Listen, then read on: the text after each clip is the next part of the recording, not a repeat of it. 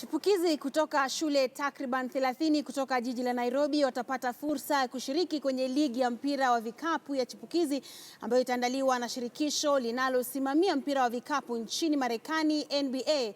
Ligi hiyo ambayo ilizinduliwa hii leo katika ukumbi wa Kasarani mjini Nairobi itawapa fursa wachezaji hao walio na umri wa chini ya miaka 14 kujifunza zaidi mchezo huo kutoka kwa makocha wa hadhi ya juu. Akizungumza katika hafla ya uzinduzi wa ligi hiyo, mchezaji wa ligi ya kinadada nchini Marekani, Chine Ogumike, aliwahimiza chipukizi hao kutia bidii kwenye mchezo huo, huku akidai kwamba huenda mmoja wao akapata fursa ya kushiriki kwenye ligi ya NBA.